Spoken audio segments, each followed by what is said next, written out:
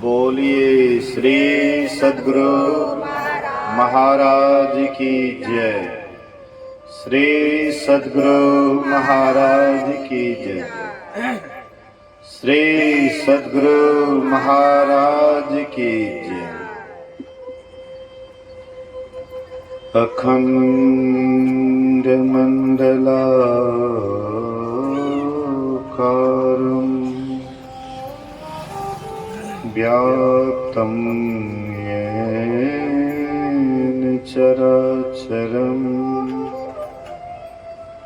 तत्पदं दर्शितं येन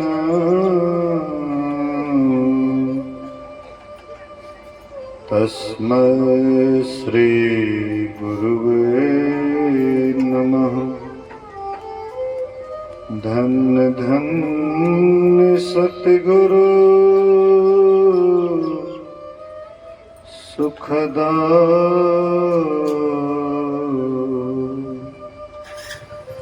महिमा कहे न जाए। जो कुछ कहूँ तो मेरी कृपा मौतें कछु न बसाए। समवेत समादरणीय सज्जन वृंद, आदरणीय माताओं तथा भक्तिमती बहनों, एक दिवसीय संतमत सत्संग का द्वितीय पाली सत्संग में हम आप बैठे हुए हैं। अभी हम लोग भक्ति के संबंध में सुन रहे थे। एक भक्ति से संबंधित मैं कहानी कहता हूँ। राजस्थान की रहने वाली एक बहुत बड़ी भक्तिनी हो गई, जिसका नाम था करमेती बाई। करमेती बाई के पिता मंत्री का काम करते थे, राजा के यहाँ मंत्री था। और ये करमेती बाई बचपन से ही भक्ति के प्रति उनकी अभिरुचि थी। धीरे धीरे वह बड़ी होती है तो माँ बाप इनकी शादी रचाते हैं। हालांकि शादी करने के लिए वह तैयार नहीं थे, लेकिन अक्सर लोग बेटा अगर भक्ति में निकल जाता है, शादीशुदा नहीं करता है, तो माँ बाप उतना टेंशन नहीं लेते। लेकिन पुत्री शादी नहीं करती है तो माँ बाप को बहुत चिंता रहता है। करमेती बाई शादी नहीं करना चाहती थी,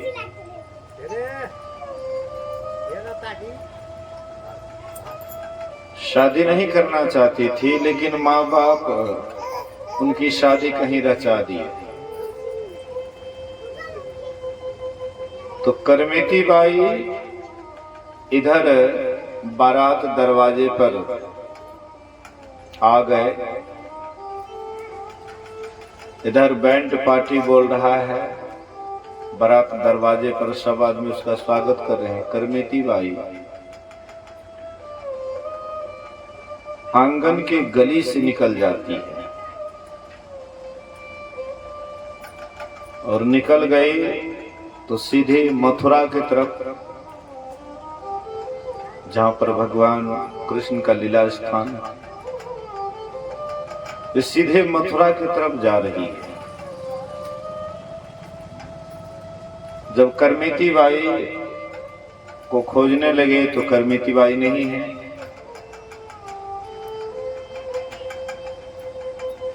उनके पिता जो मंत्री का काम करते थे राजा के यहाँ, राजा साहब के से कहते हैं कि मैं पुत्री को अच्छी प्रकार से जानता हूं, ये किसी तरह का गलत कदम नहीं उठा सकती है, लेकिन मैं इनको शुरुआत से ही देखा हूं कि भक्ति के प्रति इनकी बहुत अभिरुचि थी। इसलिए हो न हो वह भक्ति करने के ही ख्याल से घर द्वार को छोड़ करके दिन रात भक्ति में निमग्न रहने के लिए वह घर से निकल गई है। इसलिए महाराज उनको किसी तरह से खोजा जाए, वो कहाँ है नहीं है। तो दो दो घुड़सवार चारों दिशा में भेजे, पूर्व पश्चिम उत्तर दक्षिण, दो दो घुड़सवार भेजे। करमेती बाई पश्चिम की तरफ जा रही है, मथुरा की तरफ, और दो घुड़सवार उधर से आ रहे हैं। देख लेती है घुड़सवार आ रहे हैं, और घुड़सवार भी देख लेते हैं कि कोई जा रही है। लेकिन राजस्थान में मरुस्थल में कोई छिपने का जगह नहीं था। करमेती बाई सोच रही थी कि अगर ये लोग देख लेंगे राजा का घुड़सवार है, ये लोग देख लेंगे तो जबरदस्ती लेकर के चले जाएंगे, शादी करा देंगे। शादी कराने के बाद फिर हमको भक्ति करने में ठीक से नहीं हो पाएगा। बंधन होने के बाद पति के अनुसार चलना पड़ेगा, पति के अनुसार नहीं चलूंगी तो फिर दिक्कत होगा उनको। इसलिए अब क्या करूंगी, घुड़सवार नजदीक आ गए हैं, अब क्या करेंगे।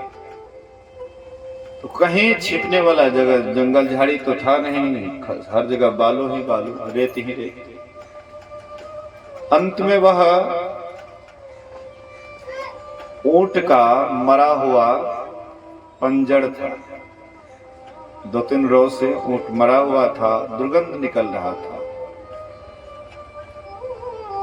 और उसमें गीदड़ वगैरह थोड़ा थोड़ा खा करके उस सुरंग बना दिए थे।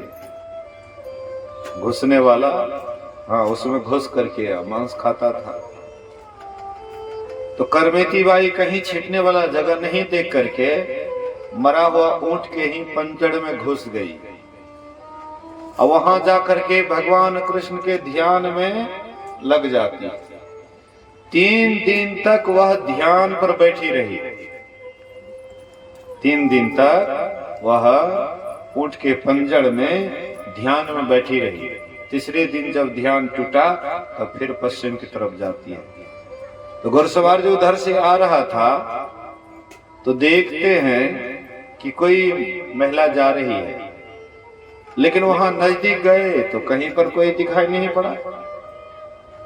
अब फिर वो ऊंट के शरीर से पूरा दुर्गंध निकलता था, तो वहां कैसे जाएंगे, छिया छिया छिया, बहुत दुर्गंध आता, वहां कैसे जाते हैं।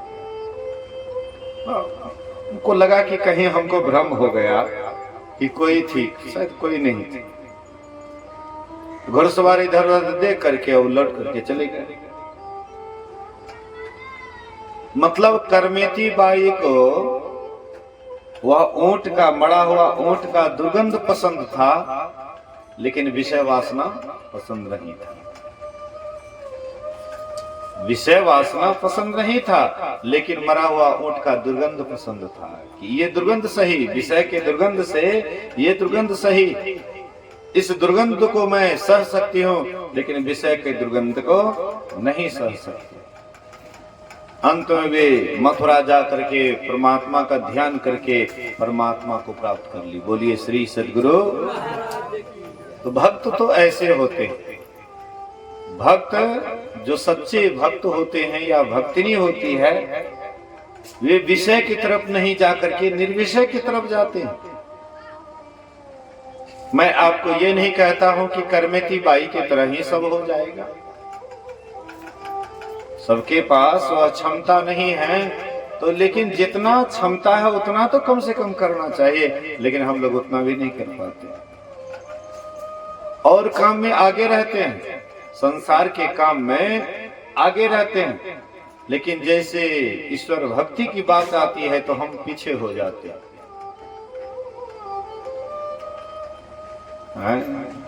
सबरी के भी जीवन की बात हम आप बराबर सुनते हैं, अभी पाठ ही भी हुआ है। तो सबरी भी शादी के बाद ही जा रही थी पति के साथ। अब मन में सोचती हुई जा रही थी, जिस बंधन से छूटने के लिए कुरूप, सुंदर रूप को त्यागी, कुरूप मांगी, नीच कुल मांगी, अब फिर तो मैं बंधने की ओर जा रही हूं, फिर तो हम पति के ही अंदर में रहेंगे, फिर भक्ति कैसे कर पाएंगे। अब पतिदेव जैसे उसके चेहरा को देखे तो बोले, ये भूतनी को ले जाकर के क्या करूंगा, ये चुड़ैल को ले जाकर के क्या करूंगा, इनको देख करके बच्चे लोग डरेंगे। तो पतिदेव सोचा कि इस चुड़ैल को छोड़ छाड़ करके भाग जाए। और सबरी भी सोच रही थी, भले पति से हमारा छुटकारा हो जाए, दोनों का एक ही बात। हम आपके पतिदेव छोड़ दे तो हम लोगों की क्या दशा होगी जानते हैं, रोते रोते आधा प्राण गायब कर देंगे। सत्संगियों चेते से की ठीक है, कोई खराब नहीं है, लेकिन पति के शरीर से नहीं, पति के अंदर में जो रहने वाला है वही परमात्मा, उसी से प्रेम कीजिए। पति के अंदर परमात्मा को देखिए, पत्नी के अंदर परमात्मा को देखिए, तो फिर सोना में सुगंध है। और शरीर के प्रति कितना ही आपको प्रेम होगा, ये शरीर सब दिन तो रहने वाला है नहीं, कोई भी कितना ही शरीर रहने वाला है सदा। जब बाली मारा गया तो तारा जान बेजान रो रही थी। भगवान राम ने पूछा कि हे तारा क्यों रो रही है। तारा कहती है कि भगवान क्या आप क्या बोल रहे हैं, मेरे पतिदेव को मार भी दिए और उसके बाद कहते तारा क्यों रो रही है, हमारे पतिदेव को मार दिए इसलिए रो रही है। बोले कि तारा तुम किसको पति कहती है, अगर शरीर को पति कहती है तो तुम्हारे सामने में ही सोया हुआ है। जिसको अगर तुम शरीर को पति कहती है तो वो तुम्हारे सामने में सोया हुआ है, तब तो रोने का कोई जरूरत ही नहीं है। अगर आत्मा को पति कहती है तो वो तो कभी मरने मिटने वाला है नहीं। लेकिन हम आपको नहीं अधैर्य हो जाते। प्रेम करना है तो पति के अंदर में जो रहने वाला है उनसे प्रेम कीजिए, तो आपका उद्धार हो जाएगा, कल्याण हो जाएगा। बाल बच्चे का भी हम सेवा करते हैं तो उसमें भी परमात्मा को ही देखिए, बाल बच्चे के अंदर में भी परमात्मा को ही देखिए, फिर मिलने बिछड़ने का दुख नहीं होगा। एक मुसलमान फकीर था, तो मुसलमान फकीर को दो संतान था, दो बच्चे थे, दो लड़का था। संजोग से एक दिन वे मुसलमान फकीर गए कहीं सत्संग में,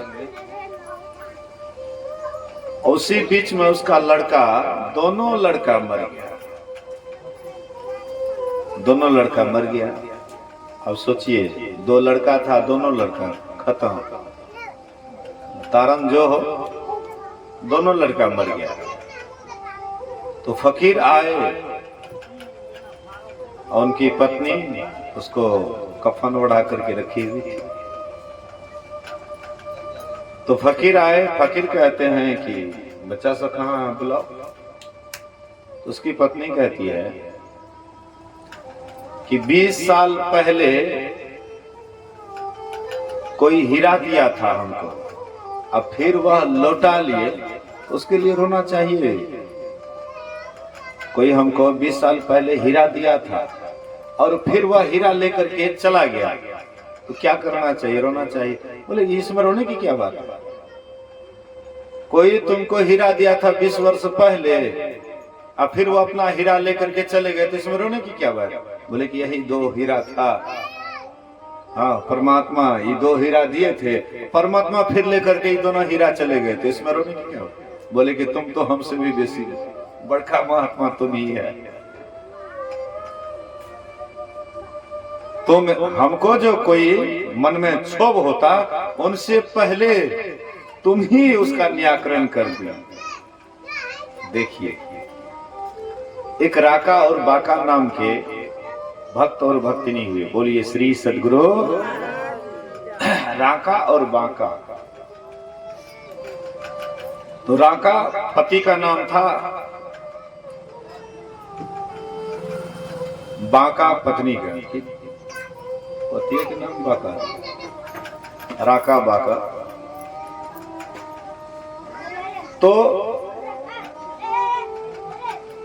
एक दिन घर में, उनके घर में कोई व्यवस्था नहीं थी,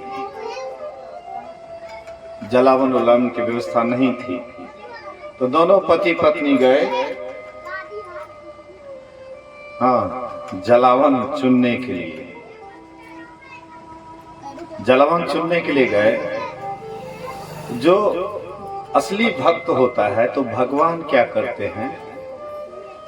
किसी तरह से मदद करना चाहते हैं। बोलिए श्री सद्गुरु।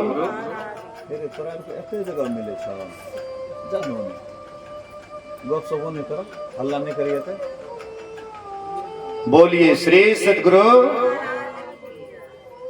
भगवान उसका किसी तरह से मदद करना चाहते हैं, लेकिन सच्चे भक्त होते हैं तो मदद भी नहीं लेना चाहते हैं। राका बाका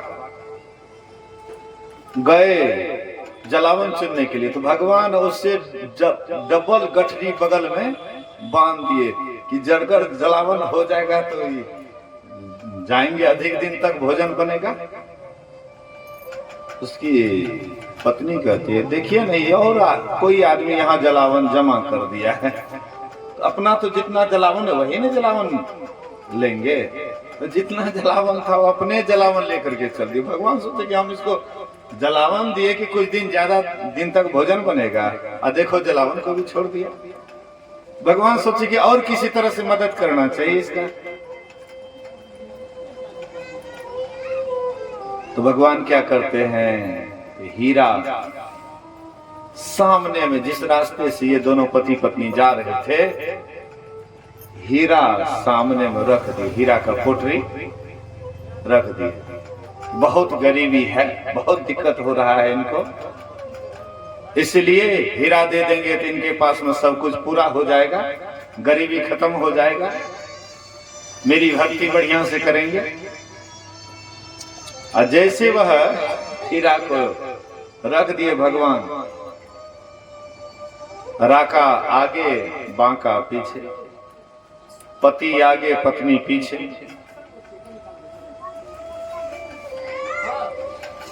तो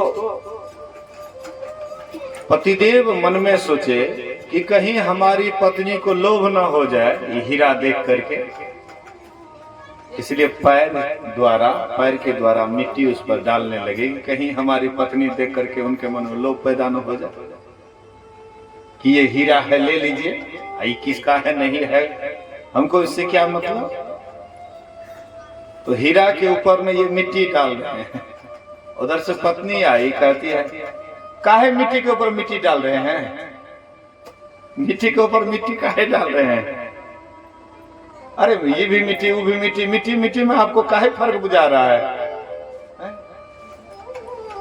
आश्चर्य लगा उसको कि मैंने सोचा कि हीरा के ऊपर मिट्टी डाल दें तो हमारी पत्नी को लोभ नहीं होगा, और उसकी पत्नी कहती है मिट्टी के ऊपर मिट्टी काहे डाल रहे हैं, दोनों तो मिट्टी है। उसको दोनों मिट्टी दिखाई पड़ रहा है। कितनी बड़ी बात है। जो सच्चे भक्त होते हैं परमात्मा का, उनके अंदर परमात्मा भक्ति छोड़ करके और कहीं भी उसका ख्याल नहीं जाता है। हाँ, जीने के लिए कुछ न कुछ कमाई करनी पड़ती है, अपना जीवन यापन के लिए कोई न कोई काम करना पड़ता है, मेहनत करना पड़ता है। जिनको जिस तरह का मेहनत होता है वे उस तरह का मेहनत करते हैं और ईश्वर भक्ति लगातार करते हैं, तो वह ईश्वर भक्ति में आगे बढ़ जाते हैं।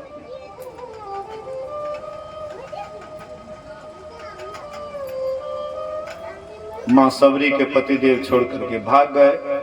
मां सबरी सोचती अब क्या करें, तो वह जंगल में रहने लगी और सेवा खोजती है कि क्या सेवा करें। नहीं कुछ जानते हैं तो सत्संग से अगर आप जुड़ जाते हैं, धीरे धीरे आपके पास में सब ज्ञान हो जाता है। सत्संग ज्ञान का खजाना है। इसलिए गुरु महाराज कहते हैं ना, नित प्रति सत्संग कर ले प्यारा, तेरा कार सरय सारा। कहते नित प्रति सत्संग करो।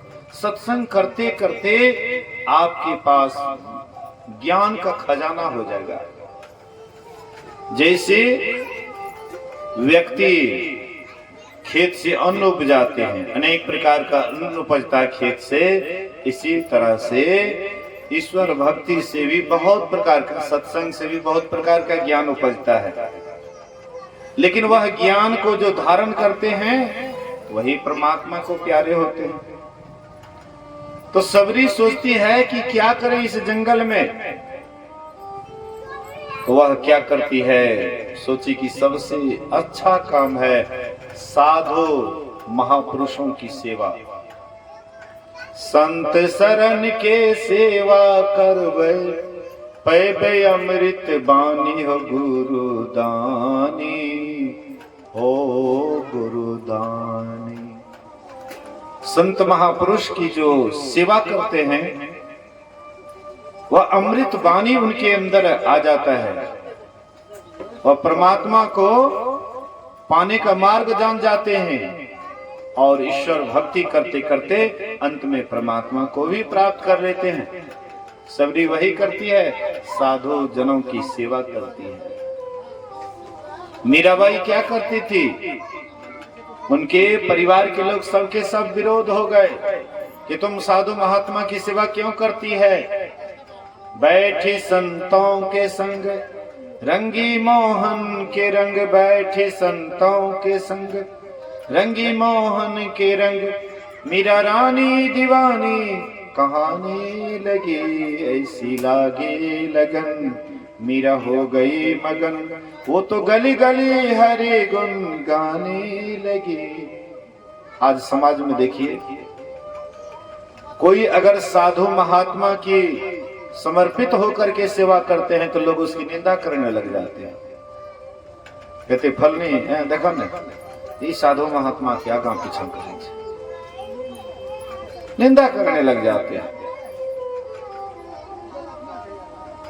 संसार में क्या सबरी माँ की भी कम निंदा नहीं हुई थी, कम लोगों ने कष्ट नहीं दिया था। ऐसा नौबत आ गया कि सबरी को पानी पीने के लिए भी मना कर दिए। बगल में तालाब था जिससे लोग पानी पीते थे, आजकल तो चापाकल की व्यवस्था हो गई है। उस समय में तालाब से लोग पानी पीते थे, कुआं की भी व्यवस्था नहीं थी। सब तरफ से मना कर दिए कि तुम इस तालाब में पानी नहीं भर सकती है। भक्त को अक्सर लोग दुख देते हैं। वही बदमाश अगर यहाँ से कोई गुजरे, उसके मुंह पर कोई नहीं बोलेगा, महात्मा बगल से गुजरेगा, हे देखिए महात्मा, पता नहीं बहुत कुछ कह देंगे, बहुत कुछ कह देते। हम लोग भी देख करके सुन जाते हैं, सुन करके भी अनसुनी करके चले जाते हैं। भाई इसको क्या जवाब देंगे। ये देखते हैं नहीं बाबा बगल में महानंद बाबा, कोई भी पंचायत होता तो सरपंच उसको बगल में रखते थे, लाठी लेकर के जाते थे। हाँ, सरपंच कहते इसको दो तो ठीक करो, तो आई तड़ातड़ देने लग जाते। हाँ, लेकिन आज देखिए कोई कहेगा। इतने नम्र हो गए, इतने नम्र हो गए हैं कि शायद बहुत आदमी कहेगा इससे बकरी भी नहीं भागेगा। बिल्कुल शांत, समझ गए संसार को कि भाई संसार में जितना ही छोटा बन करके रहो उतना ही आप महान हो जाइएगा। भक्त अपने आप को छोटा कहता है कि लोग निंदा करता है करने दो, लोग भला बुरा कहता है कहने दो, लेकिन हमको तो भक्ति से मतलब है। मुझे है काम ईश्वर से, जगत रूठे तो रूठन दे। हमको किससे काम है? परमात्मा से। और संसार अगर निंदा करता है, शिकायत करता है, दो गालियां देता है, देने दो। और गाली में उलझ जाइएगा, उसको जवाब देने लगिएगा, तब हो गया आपका भी माथा पच्ची। उसका तो माथा खराब हो ही रहा है, आपका भी माथा खराब। भगवान बुद्ध एक रास्ते से जा रहे थे, एक ब्राह्मण उसको गाली गलौज या थूको दे दिए देह पर, या गाली पर गाली। अब भगवान बुद्ध एकदम शांत होकर के सुन रहे हैं, लगता है कोई आशीर्वाद दे रहे हैं। भगवान बुद्ध को लग रहा है कि ये हमको आशीर्वाद दे रहा है। खूब गाली पर गाली, आधा घंटा तक गाली बकते रह गए। अब भगवान बुद्ध एकदम शांत होकर के सुनते रहे। अंत में गाली देते देते जब हैरान हो गया तो भगवान बुद्ध कहते, अगर तुम्हारा बात समाप्त हो गया होगा तो मैं आगे चलूं। हमको थोड़ा आगे भी चलना है, वहां पर भी जल्दी पहुंचना है, इसलिए अगर तुम्हारा बात समाप्त हो गया तो मैं आगे चलूं। कहते, अरे तुमको मैं गाली दे रहा हूं, तुम कहते हो। कहते, भाई तुम गाली दे रहे हो तो हम तुम्हारा गाली नहीं लेंगे, तो अपना गाली अपने पास रखो। अरे कोई तुमको सामान दे और तुम उसका सामान नहीं लो तो वह सामान किसके पास रहेगा? जो दे रहा था। हम आपको मान लीजिए मोबाइल दे रहे हैं, आप कहिएगा कि नहीं हम मोबाइल नहीं लेंगे, तो ये मोबाइल किसके पास रहेगा? मेरे पास रहेगा। तो तुम गाली दे रहे हो, हम तुम्हारा गाली नहीं लेंगे, तुम बको ने जितना बकना है। वही ब्राह्मण चरण पर गिर गए, बोले कि गलती हो गई। तो भक्तों को लोग कष्ट देते हैं, जो भक्त होता है उल्टा करके जवाब नहीं देते हैं। हाँ, कच्चा भक्त है हमारे जैसे तो उलझ ही हो जाता है। बोलिए श्री सद्गुरु। लेकिन वे जल्दी जवाब नहीं देते हैं, और जो जवाब नहीं देते हैं तो उसका मन शांत रहता है, स्थिर रहता है। कोई गाली आपको दे रहा है, अशांत मन से सुनते रहिए तो कोई असर आपके ऊपर नहीं करेगा। और जैसे आप उल्टा दिए, हो गया उसका ट्रांसफार्मर गरम, फिर तो आप ले लीजिए, कितना लीजिएगा।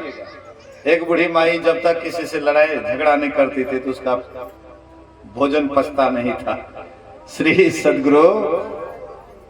एक बूढ़ी माई जब तक किसी से झगड़ा नहीं तब तक उसका भोजन पचता नहीं था।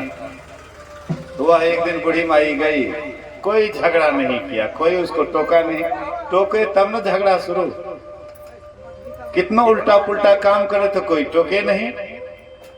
तो गई वह कुआं पर पानी भरने के लिए, तो उगहन नीचे बाल्टी को ऐसे उल्टा कर कैसे रखी हुई है। मुसाफिर जो जानता नहीं था कि किस तरह की है, उधर से कोई बटो ही जा रहे थे, कहे बूढ़ी माई ऐसे पानी भरता है? अरे उगहन पकड़ के बाल्टी नीचे देगी तब न पानी आएगा। हमार बाल्टी हमार उगहन, तू बोले वाला के हो गया शुरू, गाली पर गाली। तो ऐसे एक एक ऐसे भी लोग होते हैं जो हम आपको बात बात पर झगड़ा करते हैं, और वो अवसर देखते हैं, वो अवसर देखते हैं कि आप उसको जवाब दीजिए, फिर आपसे उलझ जाएंगे। और जैसे उलझे आपकी शांति भी भंग हो गई, उसका शांति तो भंग है, वो तो अशांत है। ये है अशांत है तभी वो गाली गलौज कर रहा है। नहीं, एक कुर्सी बैठो, बहुत सवेरे। बोलिए श्री सद्गुरु। कहने का आशय है, मतलब है कि हम आप अगर भक्ति करना चाहते और काम करना चाहते तो कोई बात नहीं, जो करना है कीजिए, लेकिन भक्ति मार्ग पर चलना चाहते हैं तो सहन शक्ति लाना पड़ेगा, सहने का गुण लाना पड़ेगा। कबीर साहब कहते हैं, जो तो भक्ति करन को चाहतो है, निंदा से मत डरियो जी। अगर तुम भक्ति करना चाहते हो तो निंदा से मत डरो। 5 छड़ी जो तुमको मारे, सही सके तो सहियो जी। अगर कोई तुमको 5 छड़ी लगा दे, रास्ते में जा रहे हो 5 छड़ी लगा दे, अगर सहने की क्षमता है तो तुम सह लो, चुप हो करके वहां से निकल जाओ। ये संसार पागल खाना है, ये पागल खाना में उलझोगे तो तुम भी वैसे ही पगला जाओगे। संसार में पागल खाना, पागल खाना में बढ़िया आदमी को दे दीजिए, उसको भी पागल सब मिलकर के उसको पागले बना देगा। कोई पागल खाना में ठीक हो जाता है, वो कहता है कि हम पागल नहीं है, तो उधर सब करने लगता है हम पागल नहीं, हम पागल नहीं, हम पागल नहीं। और जो कहता पागल नहीं, कहता यही पागल है, हम लोग ठीक हैं, यही पागल हैं, हम ठीक हैं। ऐसे ही संसार में अगर आप भक्ति मार्ग पर चलिएगा तो लोग अनेक बाधा डालेंगे, अनेक कष्ट देंगे, लेकिन अगर आप उसको अनदेखा करते हुए, देखते हुए भी अनदेखा करके अगर आप आगे निकल जाते हैं तो फिर आप तभी ईश्वर भक्त कहलाते हैं। सबरी को बहुत कष्ट दिया गया, पानी लेने से मना कर दिया, हर तरह से आग भी देने से मना कर दिया, हर तरह से कष्ट पर कष्ट, लेकिन सबरी धैर्य नहीं खोई कभी, भगवान की भक्ति के प्रति कभी अधैर्य नहीं हुई।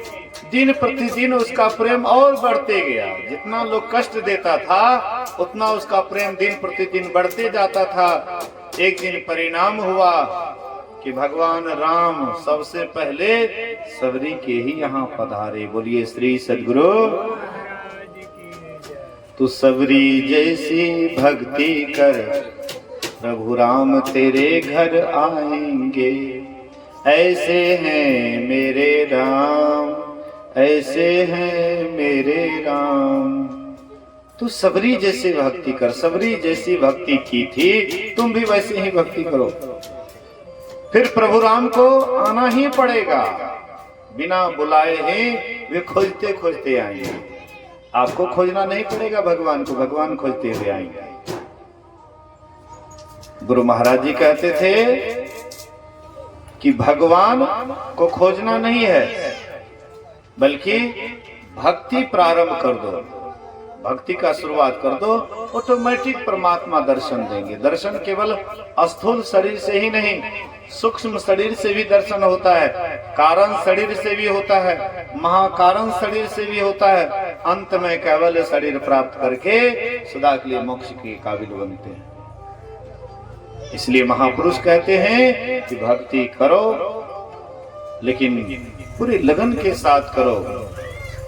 अधूरा कोई भी काम ठीक नहीं होता है। संसार का भी अधूरा कोई काम है,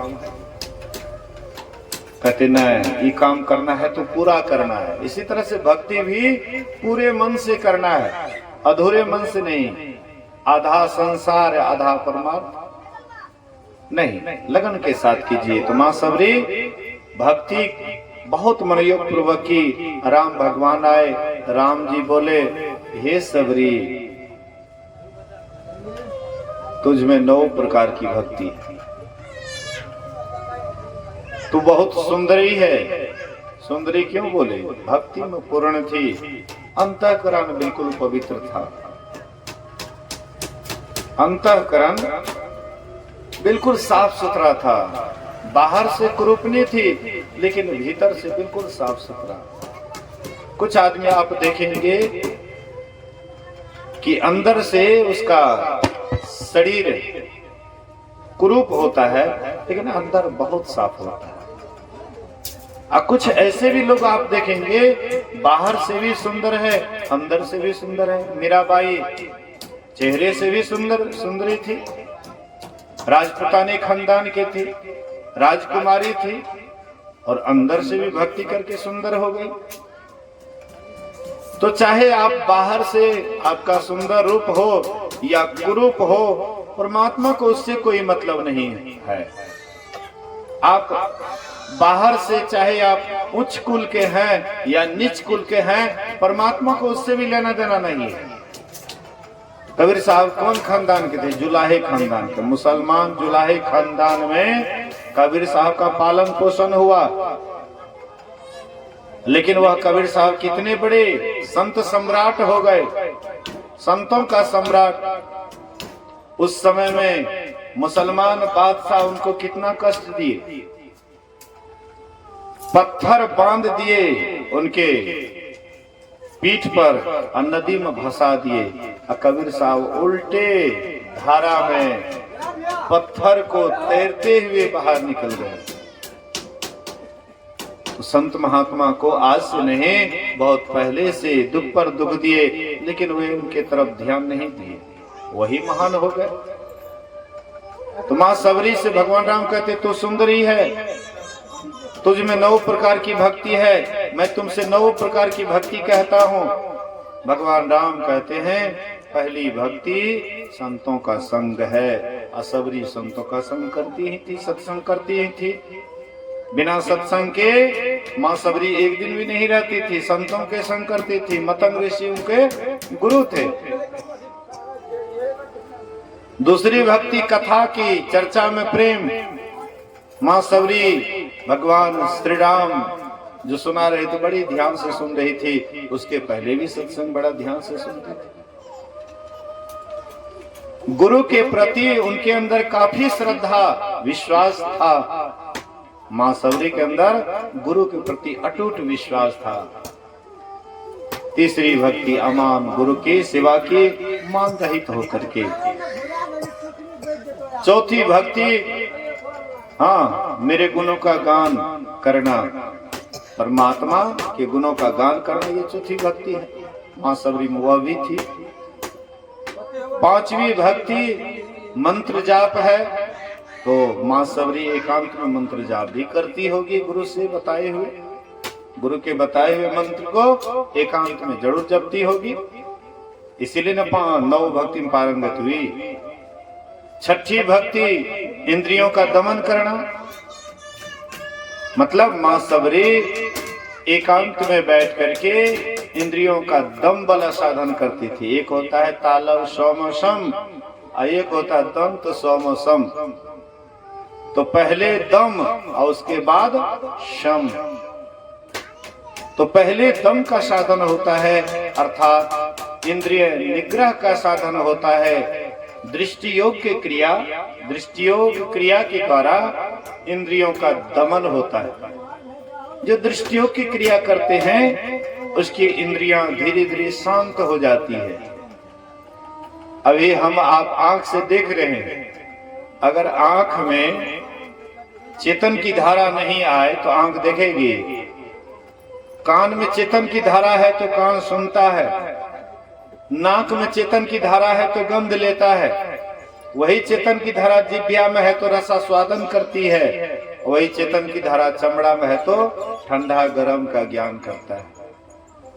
और वह चेतन धारा को खींच करके अगर केंद्र में केंद्रित किया जाए तो फिर इंद्रिय दमन हो जाता है। महर्षि शाही स्वामी जी महाराज एक घटना सुनाते थे। बोलिए श्री सदगुरु। सहरसा जिला की तरफ एक आदमी के यहाँ 12 बजे रात को अचानक बदमाश आ धमके और वह मचान पर सोया हुआ था। मचान पर सोया हुआ था, अचानक 12 बजे रात को बदमाश आ गया और कहते फलाना आदमी कहाँ है। बोले कि क्या बात है। बोले कि आप ही हैं। बोले कि हाँ। तो बदमाश क्या किया, तुरंत रिवॉल्वर उसके छाती में सटा दिया, छाती में सटा दिया और वह दोनों हाथ से रिवॉल्वर पकड़ लिया और कहते गुरु महाराज बचाइए, गुरु महाराज बचाइए। रिवॉल्वर को दोनों हाथ से पकड़ लिए। अब बदमाश बटन भी दबा दिए, आवाज भी हो गई, लेकिन रिवॉल्वर का गोली रिवॉल्वर आवाज भी हो गया, बटन भी दबा दिया, आवाज भी हो गया, लेकिन रिवॉल्वर का गोली रिवॉल्वर। लोग जग गए, आवाज को लोगों ने सुना, लोग जग गए, चारों तरफ से घेर लिए। बदमाश छुड़ाने का खूब कोशिश किए रिवॉल्वर को, लेकिन अंत में नहीं छुड़ा सके। तो बदमाश अपना जान बचाने के ख्याल से रिवॉल्वर छोड़ करके भी अंत में भाग गया। उसको देहाती भाषा में कहते हैं झुरमुट। दोनों हाथ से जो पकड़े, पूरे शरीर का बल हाथ में आ गया, पूरे शरीर का बल जितना था वो सब एक जगह एकत्र हो गया, हाथ में आ गया, पूरा ताकत इस हाथ में आ गया। कितनों छुड़ाने का कोशिश किया, नहीं छुड़ा। उसको हॉस्पिटल ले गए, उसके बाद उसको उसका झुरमुट छुड़ाया तो पूरे शरीर का बल आ गया हाथ में। तो कितना हो बदमाश कोशिश किए, नहीं छुड़ा सके। वैसे पूरे शरीर का बल जब दोनों आंख के बीच में केंद्र में केंद्रित हो जाता है तो वहां पर भक्त से बल्ब जल जाता है। जैसे हम आप देखते हैं ना बाहर में बल्ब निगेटिव पॉजिटिव जैसे सटता है तो तुरंत भक्त से जल जाता है। इसी तरह से हमारे आंख से जो दो चेतन की धाराएं निकलती है, एक है निगेटिव, दूसरा है पॉजिटिव, और दोनों का जहां पर मिलन होता है वहीं पर तुरंत आपके अंदर में परमात्मा की ज्योति दिखाई पड़ती है। और यही ज्योति आपको परमात्मा के शब्द से मिलाता है, परमात्मा के आवाज से मिलाता है। सूक्ष्म आवाज से हम आप तब वह सुन पाते हैं। और उस आवाज को सुन करके बजती है 5 नौबतें, सुनी एक एक को, अप्रति एक पे चढ़ जाई के, निज नाह खोजना और निज तन में खोज सज्जन, बाहर न खोजना। बजती है 5 नौबतें, पांचों नौबत बाजती, कबीर साहब कहते हैं पांचों नौबत बाजती, होत 36 राग, असो मंदिर खाली पड़ा, बैठन लागे काग।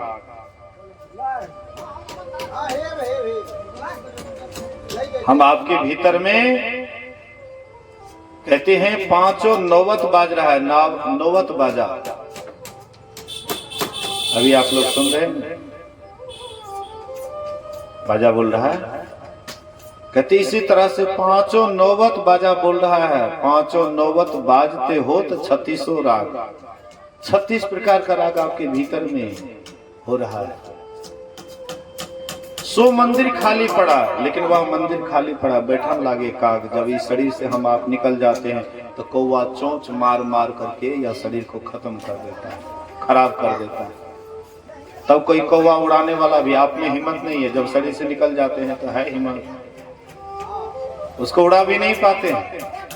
बैठन लागे का कौवा उठ उस पर बैठ जाता है। इसलिए महापुरुष कहते हैं, संत महात्मा कहते हैं कि वह काम कीजिए जो काम करने के लिए आए हैं। इंद्रियों का दमन होगा तब दम का साधन होगा, उसके बाद शम का साधन होगा तो समता प्राप्त हो जाएगी।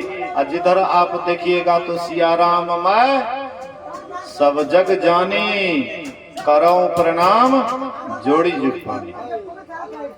कंटा धीरे से बना लो, कंटा इशारे से काम करो। कनिया देर के बाद तोरे यारू जे करवा करी है, लेकिन कनियाटा अंतिम पर से थोड़ा सा शांति से बोलिए श्री सदगुरु।